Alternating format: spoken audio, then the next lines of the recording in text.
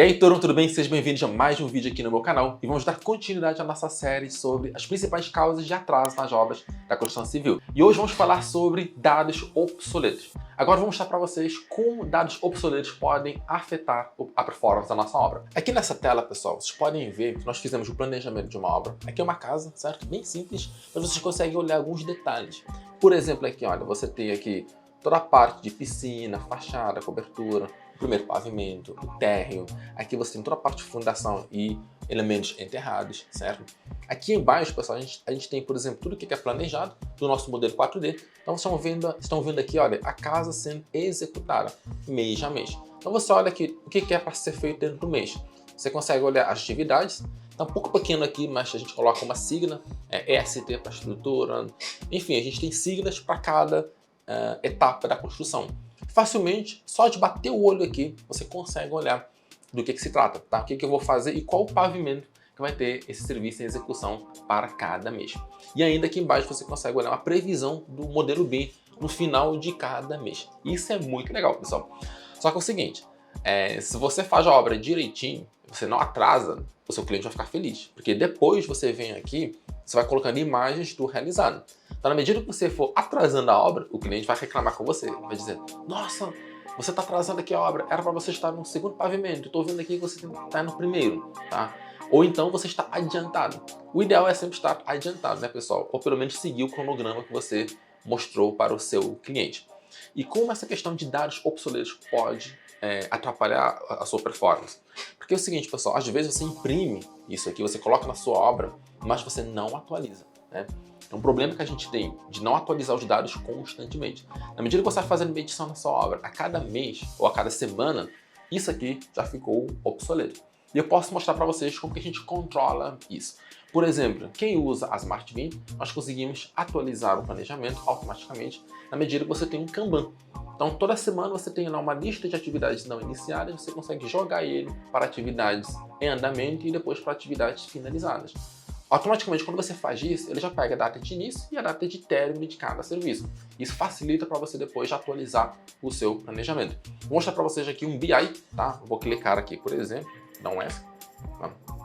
Aqui você tem um BI bem simples para você que usa, para você que trabalha com casas de alto padrão, por exemplo, você pode usar isso aqui, é bem simples e fácil de conseguir.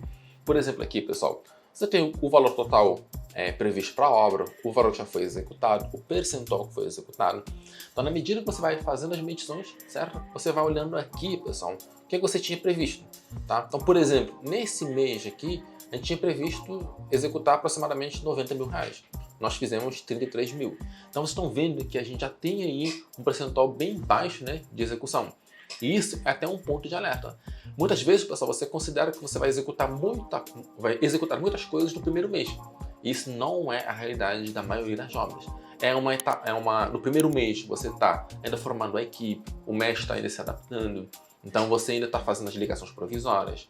Às vezes o pessoal não instala. Então, assim, tem várias coisas que podem acontecer no primeiro mês. Por isso, é extremamente importante que você não seja tão otimista nos primeiros meses, mas isso você vai construindo com maturidade. Por isso que é importante você usar dados, porque quando você cria um histórico de dados, você vai ter para cada obra o percentual que você foi executando mês a mês, e isso facilita para você prever as obras futuras. Mas assim, pessoal, o importante é você ter os dados atualizados. Na medida que você for medindo, você pode filtrar por mês. Então você vai vendo aqui o percentual mês a mês, certo? De acordo com o ano. Então você filtra aqui o ano, você consegue escolher um mês. Aqui você tem, por exemplo, a parte de planejamento. Então vocês estão vendo aqui a barrinha?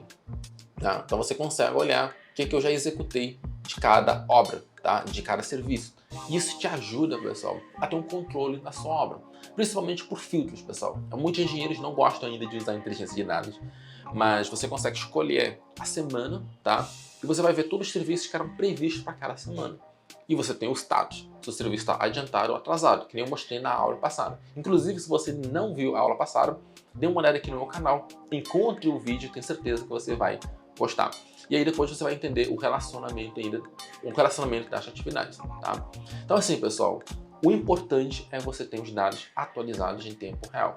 Quem usa a Smart Beam, por exemplo, tem essa facilidade, né? Então você vai fazendo medição, você vai acompanhando a sua obra e aí você tem todos os dados atualizados no seu BI constantemente. Você pode ter uma tela também interativa e isso vai facilitar o gerenciamento da sua obra. Espero que você tenha entendido um pouco esse conceito e entendido como que os dados obsoletos podem atrapalhar você no gerenciamento de obra. Não deixe de deixar aqui embaixo o seu joinha, compartilhar esse conteúdo com seus amigos e seguir o meu canal. Aguardo você no próximo vídeo e até breve.